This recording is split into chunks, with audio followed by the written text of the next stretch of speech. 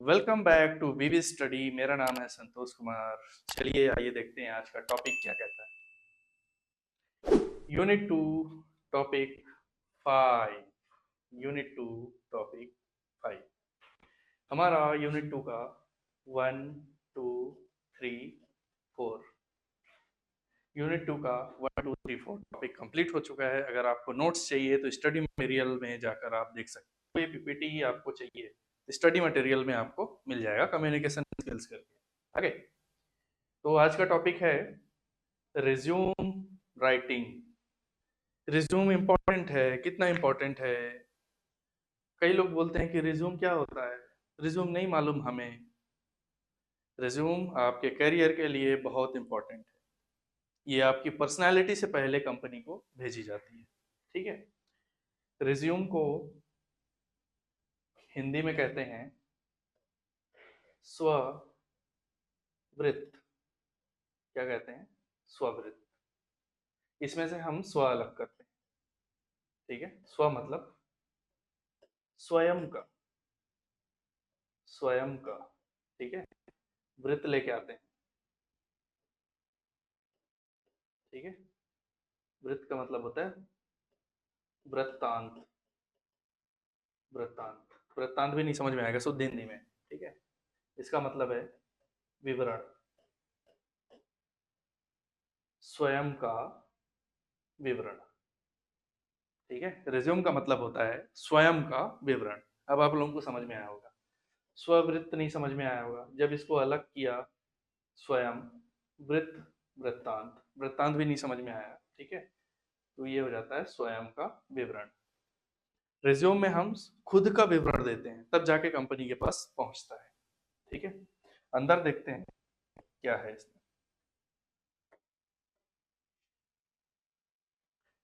Introduction देख लेते हैं।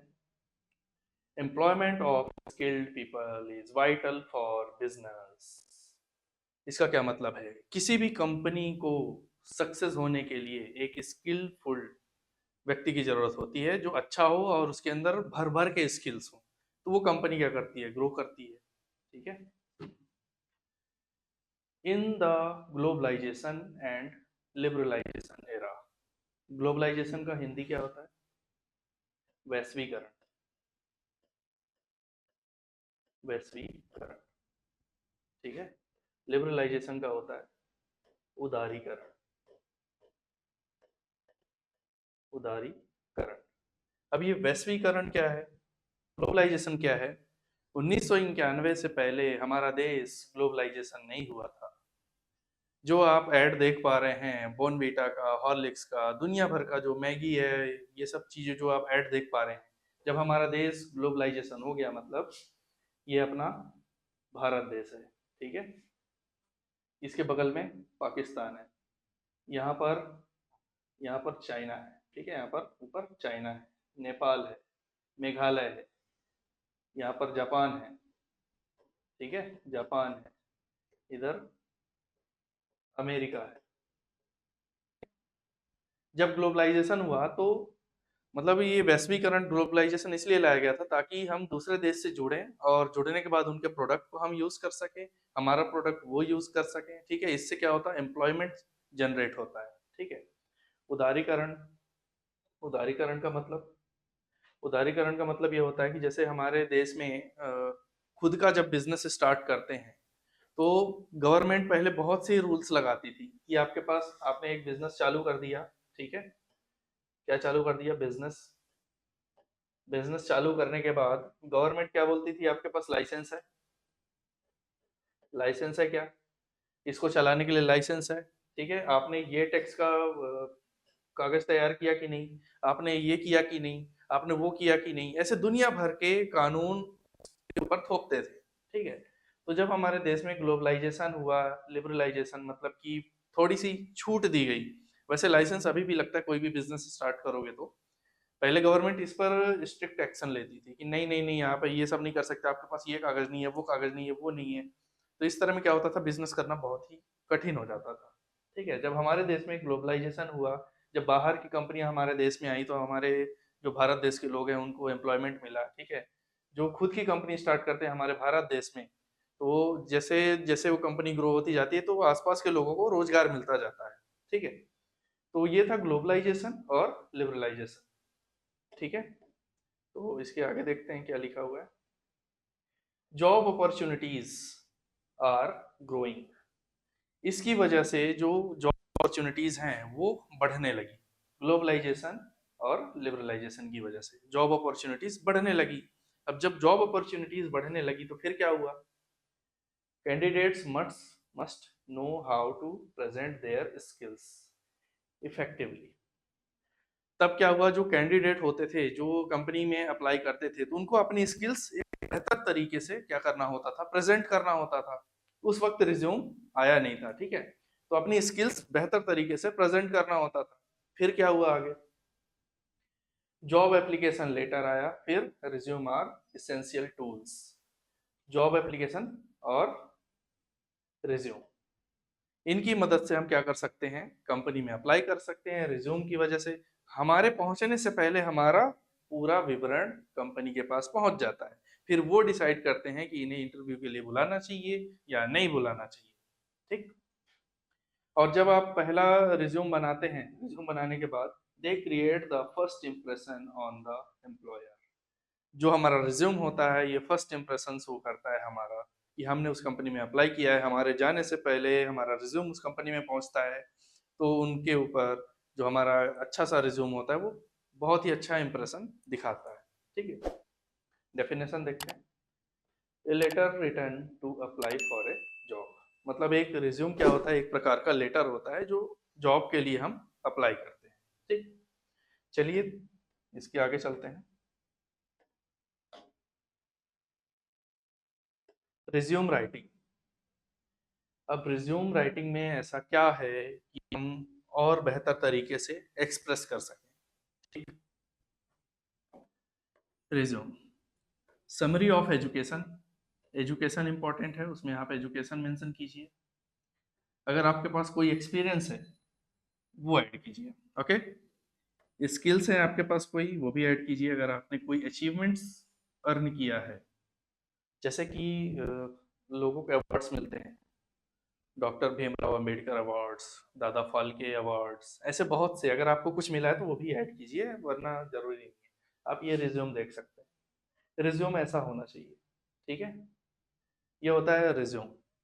इसमें एक बढ़िया सी फोटो लगी होती है, उसका नाम लिखा होता है। ठीक है, यहाँ पर पर्सनल प्रोफाइल लिखी होती है, ऐसे बहुत सी चीजें यहाँ पर लिखी होती है। ठीक, तो चलिए रिज्यूम क्यों इम्पोर्टेंट है उसको एक बार देख लेते हैं। एक बार देखते हैं हम।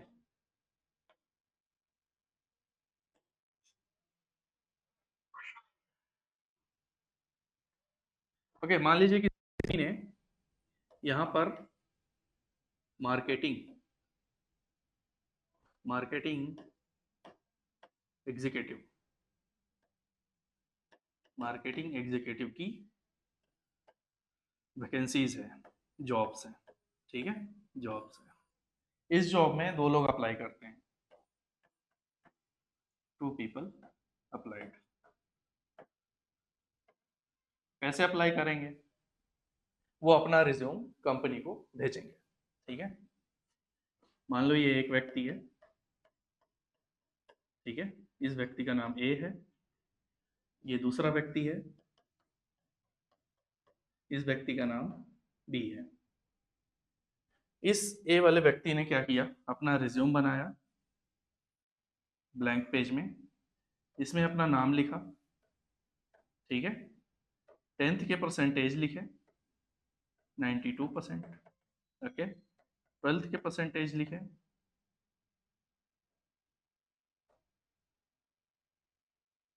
93%। ठीक है, इसने कोई डिग्री की होगी। ठीक है, मान लो इसने किया होगा बीए। ठीक है, इसमें उसने परसेंटेज लिखे 91%। ठीक, बाकी और कुछ चीजें ऐड नहीं की। अब इस व्यक्ति ने क्या किया, इस जॉब के लिए अप्लाई कर दिया। ठीक, सुनिएगा दूसरी चीज, यहाँ पर दूसरा व्यक्ति है, यहाँ पर कौन है, दूसरा व्यक्ति है, इसने भी सेम जॉब के लिए अप्लाई किया। तो सबसे पहले क्या होगा, इसके रिज्यूम पर यहाँ पर एक फोटो होगी, यहाँ पर नेम होगा, नेम के बाद सबसे पहले क्या लिखना है, अपना कॉन्टैक्ट डिटेल, कॉन्टैक्ट डिटेल, ठीक, date of birth, address, address, उसके बाद मैरिटल स्टेटस, मैरिटल स्टेटस, ठीक है।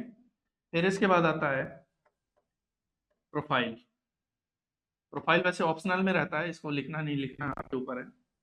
फिर इसके बाद आता है कैरियर ऑब्जेक्टिव, कैरियर ऑब्जेक्टिव, ठीक, व्यक्ति की बात कर रहे हैं जो बी इसमें अप्लाई किया हुआ है मार्केटिंग एग्जीक्यूटिव के लिए, ठीक है। जो मार्केटिंग एग्जीक्यूटिव है उसकी जो सैलरी है 50K, मतलब 50,000 रुपये पर मंथ की है, ठीक है। कैरियर ऑब्जेक्टिव के बाद उसने ऐड किया एजुकेशन, क्या ऐड किया, एजुकेशन, एजुकेशन के बाद एक्सपीरियंस, एक्सपीरियंस के बाद स्किल्स, इसके बाद अचीवमेंट्स, अचीवमेंट्स। तो ये कौन सा रिज्यूम है, इसे कौन सा रिज्यूम कहते हैं, प्रोफेशनल रिज्यूम, प्रोफेशनल रिज्यूम, ठीक है। इसे कौन सा रिज्यूम बोलते हैं, लोकल, लोकल आप एमपी ऑनलाइन में जा सकते हैं। और इसमें ज़्यादा कुछ है नहीं, ठीक है। आपने नाम लिख दिया, 10th 12th और जो आपने कोर्स किया डिग्री का परसेंटेज लिख दिए। तो कंपनी क्या करेगी, सबसे पहले किसको लेगी, इसको लेगी या फिर इसको लेगी। ऑब्वियसली बात है कि जिसका प्रोफेशनल रिज्यूम है कंपनी पहले उसे इंटरव्यू के लिए बुलाएगी। रिज्यूम का मतलब आपको कंपनी में जॉब लगना नहीं होता है, रिज्यूम का मतलब ये होता है कि आपके पहले रिज्यूम कंपनी तक पहुंचता है और कंपनी रिज्यूम देखती है, देखने के बाद डिसाइड करती है कि इसको बुलाना चाहिए या नहीं बुलाना चाहिए। कई स्टूडेंट्स जो अपना कोर्स कंप्लीट करते हैं, अपना एजुकेशन कंप्लीट करते हैं और ऐसा रिज्यूम लेकर जाते हैं और कॉल नहीं आता तो कहते हैं कि जॉब हमें नहीं मिल रही है। तो आप ये रिज्यूम लेकर जाइए, प्रोफेशनल रिज्यूम। जब आप प्रोफेशनल रिज्यूम लेकर जाते हैं तो कंपनी को देख के यही लगता है कि कितना अच्छा रिज्यूम है, कितने मैनेजमेंट के साथ लिखा हुआ है, तो इसको बुलाना चाहिए, बिल्कुल बुलाना चाहिए। जब इसको बुलाएंगे, जब इसका रिज्यूम इतना अच्छा है तो इसका जॉब कितना अच्छा होगा, तो इसको तो मिलेगी, 50,000 वाली जॉब है, बिल्कुल मिलेगी, ठीक है। तो रिज्यूम में ये सब चीज़ें मेंशन करना बहुत इंपॉर्टेंट है। अगर आप ये नहीं यूज़ कर सकते तो कोई फ़ायदा नहीं है, आप जॉब अप्लाई भी करेंगे आपको कॉल नहीं आएगा। एकदम अट्रैक्टिव होना चाहिए, रिज्यूम देखते ही कंपनी वाले को लगना चाहिए कि अगर इसका रिज्यूम इतना अच्छा है तो इसकी पर्सनालिटी कितनी अच्छी होगी। Okay, understood. चलिए आगे चलते हैं।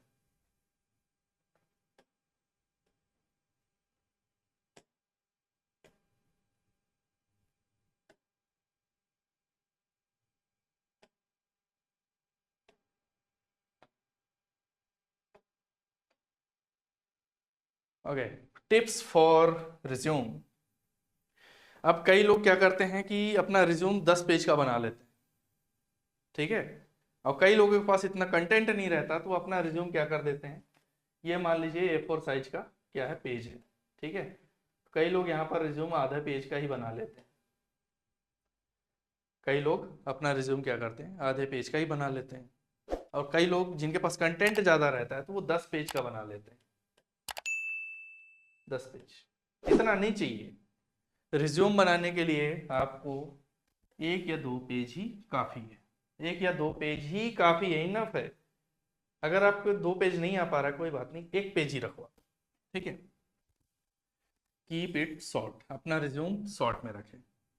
Use professional funds. अब कई बच्चे क्या करते हैं कि उसमें अपने मन मर्जी का फॉन्ट लगा देते हैं, कर्सिव राइटिंग कर देते हैं, कहीं कुछ कर देते हैं, कहीं कुछ भी करते हैं, ठीक है। तो जब भी आप रिज्यूम बनाएं तो टाइम्स न्यू रोमन, ये एक फॉन्ट है जो बहुत ही फेमस है और हमेशा यही फॉन्ट यूज होना चाहिए। दूसरा फॉन्ट एरियल, ठीक है। अगर आपको ये यूज नहीं करना तो आप ये यूज कर सकते हो, अगर आपको ये यूज नहीं करना तो ये यूज कर सकते हो, ठीक है। मैं रिकमेंड करूंगा आपको टाइम न्यू रोमन यूज करने के लिए, ठीक है, क्योंकि इसका फॉन्ट बहुत ही अच्छा होता है। जो आप फॉन्ट देख रहे हैं ना, ये भी टाइम न्यू रोमन का ही फॉन्ट है, इस वजह से ये जो लिखावट है वो बहुत अच्छा दिखता है। ठीक है, तो टाइम न्यू रोमन ही ऐड करना बहुत important. Avoid spelling and grammar errors. आपको जब भी रिज्यूम टाइप करवाना है तो कई बच्चे ऐसे रहते हैं जिनका रिज्यूम ऐसा रहता है कि उनमें बहुत ही स्पेलिंग मिस्टेक होती है। रिज्यूम को कुछ भी लिखते हैं, उनकी स्पेलिंग देखे बगैर वो क्या कर देते हैं, अप्लाई कर देते हैं जॉब कंपनी में। जाने दो, क्या करें, टाइम ही नहीं है अपने पास। नहीं, टाइम निकालो, 6 घंटे लगाओ, 10 घंटे लगाओ, 2 दिन लगाओ, 4 दिन लगाओ, लेकिन स्पेलिंग सही होनी चाहिए, ग्रामर वहां पर सही होनी चाहिए, तभी तो आपको कंपनी शॉर्टलिस्ट करेगी। ठीक है। Use bullet points. Bullet points क्या होता है, देखिए जैसे कि एक स्टूडेंट है, ठीक है, बुलेट पॉइंट देखते हैं। उसने क्या किया, पहले 10th किया, ठीक है, 10th किया, ये इसे कहते हैं बुलेट पॉइंट्स। ये जो आप देख रहे हैं डॉट, ये जो डॉट देख रहे हैं इसे कहते हैं बुलेट पॉइंट्स। ठीक है, बुलेट पॉइंट्स, ये जो डॉट देख रहे हैं आप, ठीक है, इसको बुलेट पॉइंट्स कहते हैं। फिर उसने क्या किया, 12th किया, ठीक, फिर उसने क्या किया, BA किया, फिर उसके बाद क्या किया, MBA किया। अब हम बताएंगे आपको, कई बच्चे गलती क्या करते हैं कि 10th ऊपर ले लेते हैं, लेकिन आपको यहाँ पर क्या करना है, वो एजुकेशन पहले लिखनी है जो करंट में कंप्लीट हुआ। अगले चैप्टर में है ये सब चीज़ें, डिटेल, पूरी डिटेल वो मैं अगले चैप्टर में बताऊंगा आपको। ठीक है, तो इसको क्या कहते हैं, बुलेट पॉइंट्स कहते हैं। ठीक है, ये ध्यान रखना, इसको बुलेट पॉइंट कहते हैं। ओके, इसका यूज करें, ज़्यादा कचरा मत भरें। ठीक है, इसका यूज करें। चलिए आगे देखते हैं। Highlight achievement with numbers. अगर आपने कोई अचीवमेंट अर्न की है या फिर आपको कोई अवार्ड मिला है तो उसको रिज्यूम में मेंशन कर सकते हो, अगर आपके पास नहीं है तो कोई बात नहीं। ठीक है। Print on good quality paper, keep neat margins. कई स्टूडेंट्स ऐसे होते हैं जिनके पेपर की क्वालिटी 10 GSM होती है। 10 GSM, 10 GSM मतलब कि ये पेपर क्या है, बहुत ही पतला है। आपको यूज करना है रिज्यूम के लिए 100 GSM। ठीक है, ये 100 GSM जब आप अपने रिज्यूम का प्रिंट आउट निकलवाओगे किसी MP ऑनलाइन के थ्रू, ठीक है, तो उनको बोलना कि मुझे इस पेपर पर निकालना है, इस पेपर पर नहीं चाहिए, इसकी क्वालिटी बहुत ही बेकार होती है, आप कहीं भी रखोगे तो वो पेज क्या है, फट जाएगा। इसकी क्वालिटी थोड़ी सी मोटी होती है, मतलब पेपर का जो साइज होता है थोड़ा सा मोटा होता है, तो उसको बढ़िया आप रख सकते हैं, लेकिन ये पेज बहुत जल्दी फट जाता है। 10 GSM तो नहीं, मान लो 50 से 60 GSM होता है। ठीक है, तो ये क्वालिटी भी बहुत बेकार है, आपको इस पर ध्यान देना है 100 GSM पर। ठीक है, 100 GSM होगा, फिर इसके बाद आप निकालिए, और जब भी आप कंपनी को देंगे रिज्यूम, तो जब वो हाथ में पकड़ेगा बोलेगा क्वालिटी बहुत अच्छी है इस कागज़ की। ठीक है, हमें क्या देना है, परफेक्ट चीज़ देनी है। ये नहीं कि कुछ भी उठाया, मुंह उठा के चले गए कि हाँ भाई ये लो इंटरव्यू देने के लिए आए हैं, ये लो, नहीं, ऐसा नहीं। ठीक है, रेफरेंस का मतलब होता है संदर्भ। क्या होता है, संदर्भ।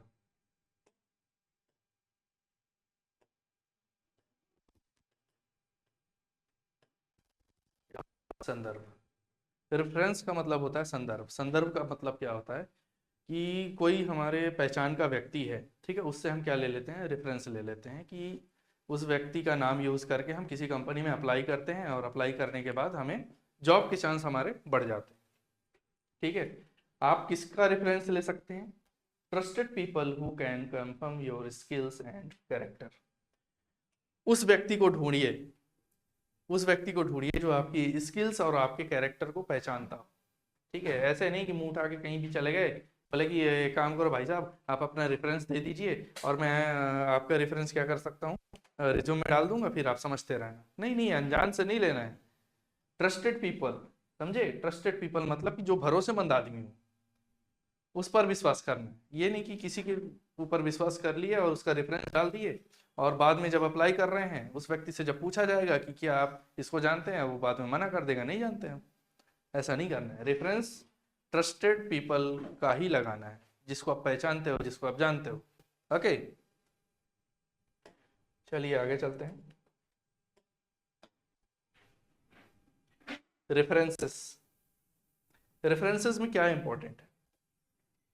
Make resume more reliable, resume ज्यादा भरोसेमंद क्या हो जाता है? रिज्यूम ज्यादा भरोसेमंद होता है जब आप किसी का रेफरेंस लगाते हो। रिलायबल का मतलब होता है भरोसेमंद, ठीक है। ओके, फिर इसके बाद देखते हैं, जब आप अपना रिज्यूम लगाते हो और किसी का रेफरेंस लगाए हो, ठीक है, तो जो आपका इंटरव्यू ले रहा होगा वो आपका बैकग्राउंड वेरीफाई करता है, आपका बैकग्राउंड वेरीफाई करता है, ठीक है। तो ये सोच समझ के रेफरेंस लगाइए आप लोग, उसका ही रेफरेंस लगाइए जो बाद में आपके सपोर्ट में खड़ा रहे। ये नहीं कि आपने लगा दिया और वो सपोर्ट में ही खड़ा नहीं है, ठीक है। Good references increase selection chances, अच्छा रेफरेंस आपके सिलेक्शन के चांस को क्या करता है? बढ़ा देता है, ठीक है। आप कई लोगों के पास रेफरेंस नहीं है, क्या करें, कोई बात नहीं, आप अपनी क्वालिटी इंप्रूव कीजिए, स्किल्स इंप्रूव कीजिए। कई कंपनियां रेफरेंस से ही नहीं लेती, आपकी स्किल्स देखकर ही लेती हैं। आगे, इसके क्या रूल्स हैं रेफरेंस लगाने के? Take permission before using name, जब भी आप किसी का नाम यूज करें, अगर वो व्यक्ति भरोसेमंद है, फिर भी आपको उससे परमिशन लेनी पड़ेगी कि क्या मैं आपका नाम इस रिज्यूम में ऐड कर सकता हूं और मैं यहाँ अप्लाई कर रहा हूँ, ठीक। चूज प्रोफेशनल्स, ठीक है, आपको प्रोफेशनल्स को ही देखना है, फैमिली मेंबर को आप ऐड नहीं कर सकते इसमें, फैमिली मेंबर को आप ऐड नहीं कर सकते। आपको उनको ऐड करना है जो आपके भरोसेमंद हो कोई, और मतलब फैमिली से ना हो, किसी अदर, मतलब पहचान हो जाती है, जैसे कि हम कॉलेज में पढ़ते हैं तो आपके टीचर से पहचान हो जाती है, हम कहीं जॉब करते हैं तो वहाँ के मैनेजर से पहचान हो जाती है। तो ऐसे लोगों से यूज़ प्रोफेशनल्स, नॉट फैमिली, ठीक है। फैमिली का कोई भी नाम यहाँ पर यूज़ नहीं करना है। Inform them about job application applied for, जब आप रेफरेंस लगाते हैं और किसी कंपनी में अप्लाई करते हैं तो उनको इन्फॉर्म कीजिए कि मैं इस कंपनी में अप्लाई किया हूँ और आपका रेफरेंस लगाया हुआ हूँ, ठीक है। तो उसमें ये बहुत इंपॉर्टेंट है, रूल्स आपको ये फॉलो करने ही पड़ेंगे, कुछ भी कर लो आपको ये करने ही पड़ेंगे, नहीं तो आप क्या हो जाओगे? फ्रॉड हो जाओगे। फ्रॉड, आपने किसी का भी नाम लगा दिया और सामने वाले को पता ही नहीं है, तो कंपनी आपको क्या समझेगी? फ्रॉड समझेगी। फिर आपका जो रिज्यूमे है, आपका जो नाम है, उसको क्या कर देगा? परमानेंट ब्लॉक कर देगा, आपको दुनिया में कहीं भी जॉब नहीं मिलेगा, ठीक है। तो जितना हो सके अपने रिज्यूम में सच लिखें और अच्छा लिखें, और जो है आपके अंदर वही लिखें। ये नहीं कि आप कुछ भी झूठ लगा दिए उसमें और अप्लाई कर दिया, नहीं, ऐसा मत करना कभी भी। ओके, चलिए आगे देखते हैं। रेफरेंस लगाने के लिए मान लीजिए आप किसी यूनिवर्सिटी में अप्लाई कर रहे हैं, ठीक है, तो ये होता है रेफरेंस लगाने का तरीका। प्रोफेसर आर के शर्मा, ठीक है, कौन है ये? हेड ऑफ डिपार्टमेंट, शॉर्ट में एचओडी बोलते हैं, ठीक है। कहाँ के हैं? दिल्ली यूनिवर्सिटी, ठीक। मोस्ट इम्पॉर्टेंट, उनका ईमेल मेंशन करना बहुत इंपॉर्टेंट है। अगर आपने सिर्फ नाम यूज किया है, मेल आईडी नहीं डली, तो ये रेफरेंस का कोई मतलब नहीं निकलेगा। आपको क्या करना है? उनकी मेल आईडी भी डालनी है कि जो एम्प्लॉयर होगा, जो आपका इंटरव्यू लेने वाला होगा, वो इस मेल पर मेल करेगा कि क्या आप इसे पर जानते हैं कि नहीं जानते। तो ये इंपॉर्टेंट है, अगर आपने मेल आईडी नहीं डाली तो कोई मतलब नहीं है आपका ये रेफरेंस देने का, मेल आईडी डालना इंपॉर्टेंट है, ठीक है। किसी कंपनी में अप्लाई कर रहे हो, ठीक है, मैनेजर इन्फोसिस लिमिटेड, मतलब ये इन्फोसिस कंपनी के कोई मैनेजर हैं, ठीक है, तो उनका भी यहाँ पर मेल आईडी देना बहुत इंपॉर्टेंट है। रेफरेंस में यही होता है कि आप किसी का रेफरेंस देंगे तो मेल आईडी मेंशन करना बहुत इंपॉर्टेंट है, नहीं अगर मेंशन करोगे तो कोई मतलब नहीं निकलेगा, ठीक है। चलिए आगे देखते हैं।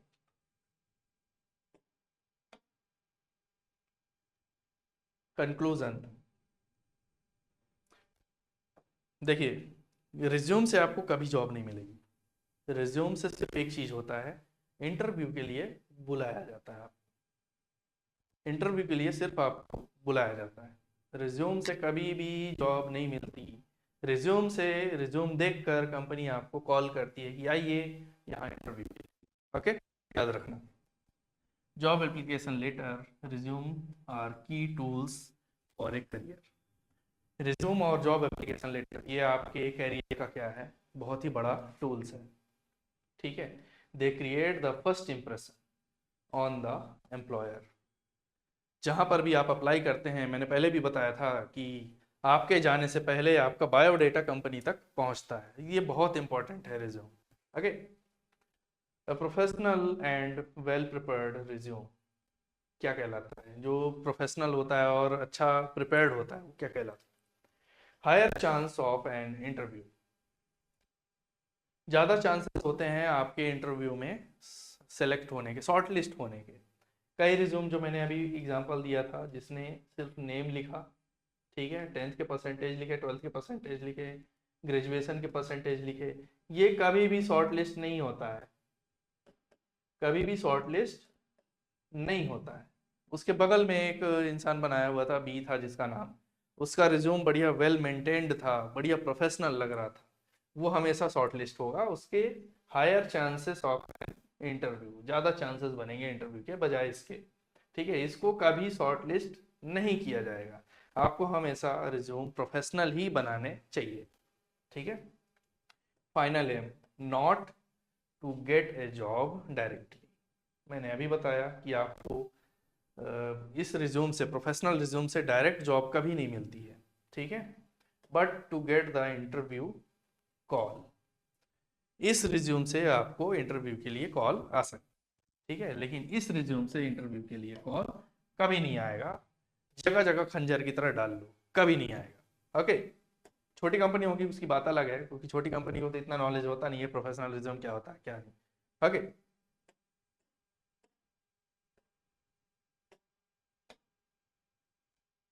सो लास्ट में थैंक यू सो मच।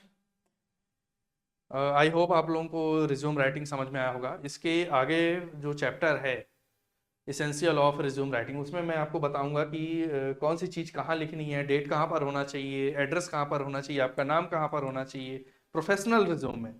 जो लोकल रिज्यूम है उसकी बात नहीं कर रहे हैं हम, प्रोफेशनल रिज्यूम की बात कर रहे हैं। ठीक है।